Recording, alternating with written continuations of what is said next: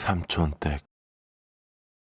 어릴 적 지금은 돌아가신 삼촌과 숙모는 나를 무척이나 귀여워해 주셨다.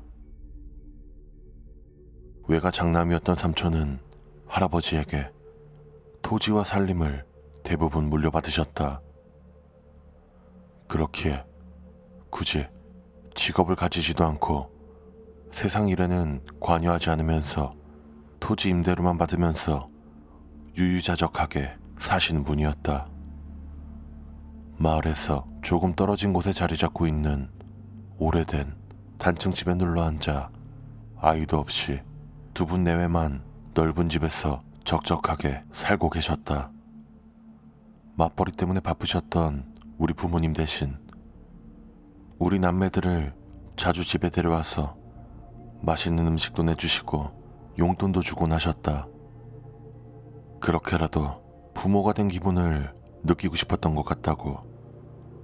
삼촌과는 나이 차이도 많이 나고 사이도 소원했던 우리 어머니는 말했다.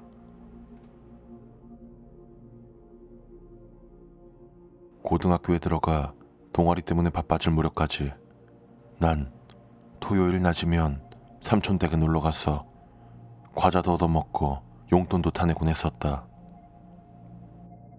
하지만 고등학교에 들어가고 동아리도 있겠다 보충학습 때문에 바빠져서 삼촌 댁에 놀러갈 일도 적어졌다. 그러다 고등학교 2학년 때 봄 숙모가 돌아가시고 말았다. 갑작스러운 뇌출혈이었다.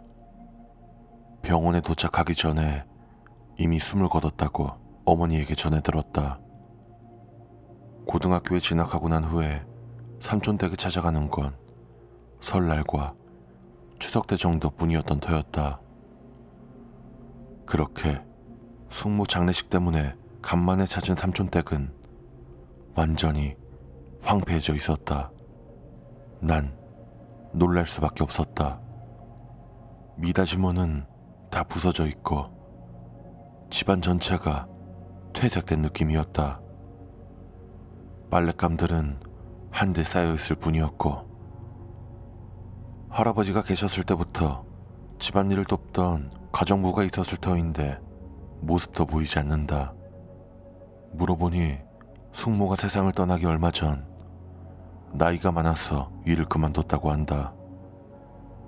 삼촌, 괜찮으세요? 숙모가 돌아가신 일도 있고 생활 전반이 괜찮은지 여쭤보고 싶었다.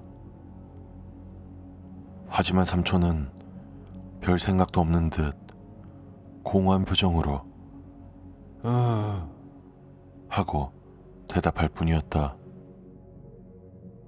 단 한 사람 있던 가족을 잃은 삼촌의 낙담한 모습은 보는 이마저 애가 끊어질 정도였다. 아버지는 가정부를 백방으로 구했지만 모두 오래 지나지 않아서 일을 그만뒀다고 한다. 최근에야 그 이유를 알게 됐다. 중림 안에 있는 낡은 단칸집에 아무래도 사람이 아닌 무언가가 있는 것 같아요. 라고 어느 가정부가 말했다고 한다. 그 이후 시간이 흘러서 난 도쿄에 있는 미대에 진학하게 되었다.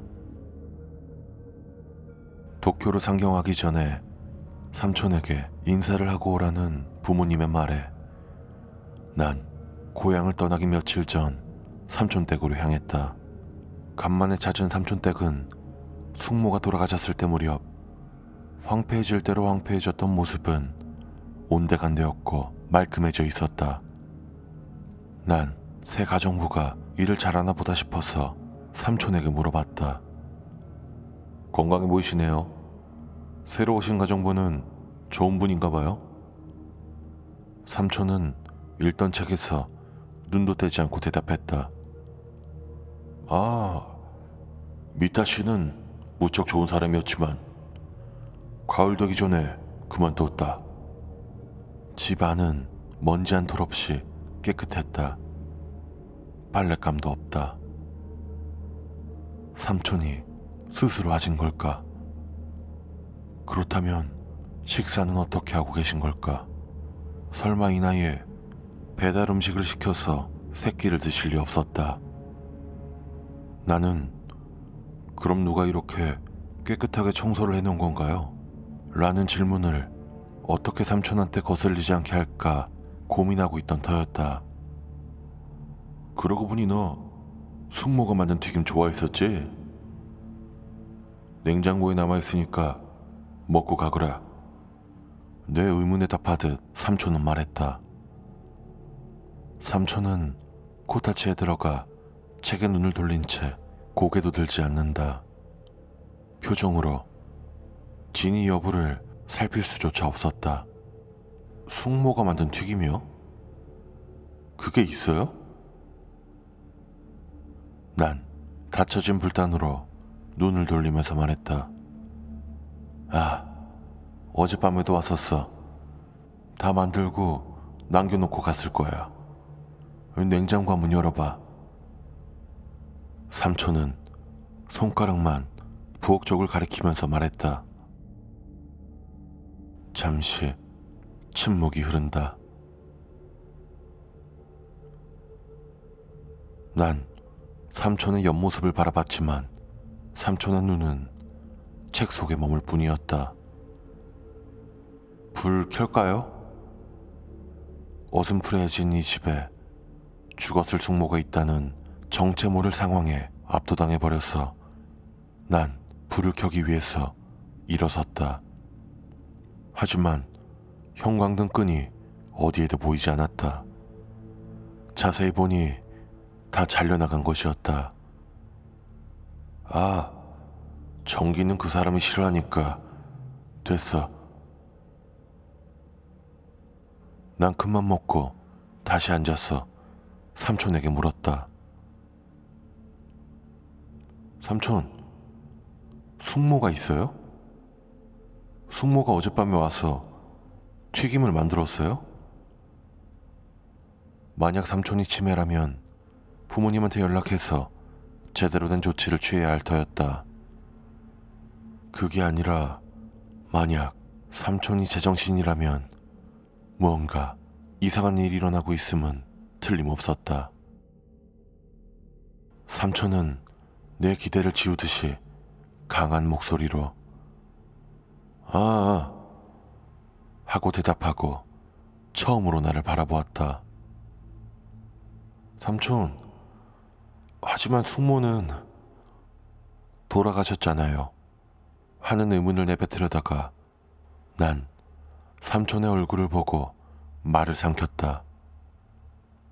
돋보기 안쪽 삼촌의 공허한 눈동자, 검은 자는 쪼그라들어 있고 흰 자는 노랗게 탁해져서 초점이 어디인지조차 모를 지경이었다.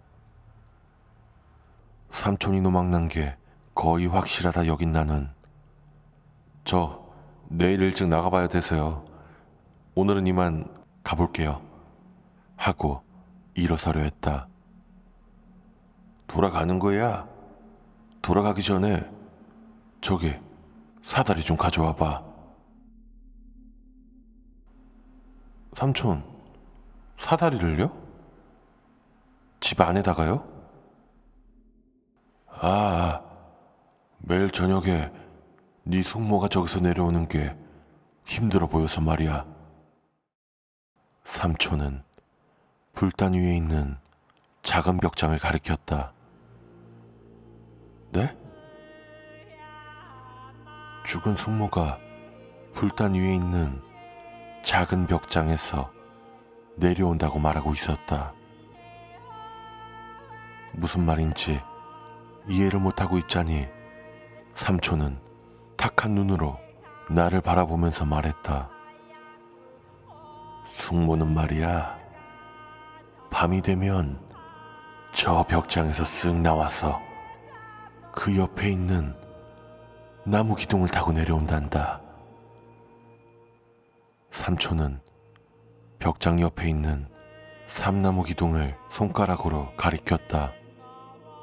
삼촌, 숙모는요, 1년 전에 돌아가셨어요. 라는 말을 차마 꺼내지 못하고 있자 삼촌은 다 알겠다는 듯이 말했다. 나도 태울 생각이었어. 하지만 말이야, 있었어. 숨어 있었어. 저기에. 삼촌은 초점이 맞지 않는 눈으로 나를 바라보면서 불단 위 벽장을 가리켰다. 난 벽장을 올려다봤다. 낡아빠진 벽장문은 닫힌 채였다. 저 안에 숙모가 있다고?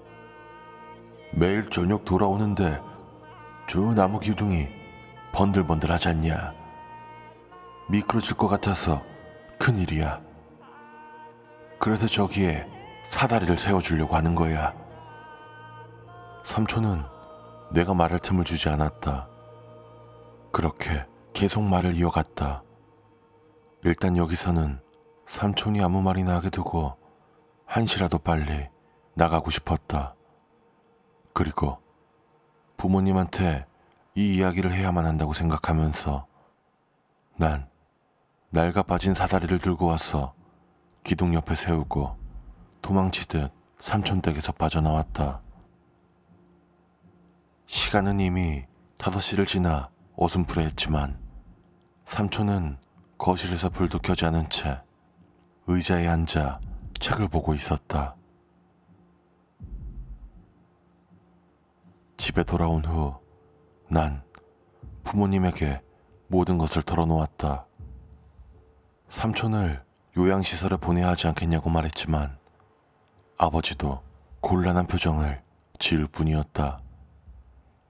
그게 말이야, 벌써 여러 번이나 가정부를 들이자고 말도 했고 요양원에 가는 건 어떻냐고도 말했는데 전혀 말을 듣질 않으시더라고. 들어보니 가정부를 부르는 돈도 우리 집에서 다 내오고 있었고 그 돈도 만만치 않다는 푸념도 뒤따랐다. 숙모가 돌아왔다고 하는 망상은 어머니도 들어서 이미 알고 계셨다. 결국 어머니가 종종 찾아가 상태를 보고 오겠다는 정도로 이야기는 마무리되었다. 그리고 또 몇 년이 흘러서 어느 봄 삼촌이 돌아가셨다. 의자에 앉아 조용히 숨을 거두신 걸 우체부가 발견했다고 한다. 그날 연락을 받고 오후에 삼촌 댁에 달려가니 이미 삼촌은 편한 얼굴로 관에 들어가서 불단 옆에 누워 계셨다. 불단 옆 나무 기둥에는 몇 년 전 내가 세워놨던 사다리가 그대로 서 있었다. 난 문득 지금이라면 불단 위 벽장 안을 들여다볼 수 있겠구나 싶어서 내가 세워둔 사다리로 다가갔다. 사다리엔 먼지가 가득 쌓여 있었다. 그리고 누군가 내려온 발자국이 수도 없이 찍혀 있었다.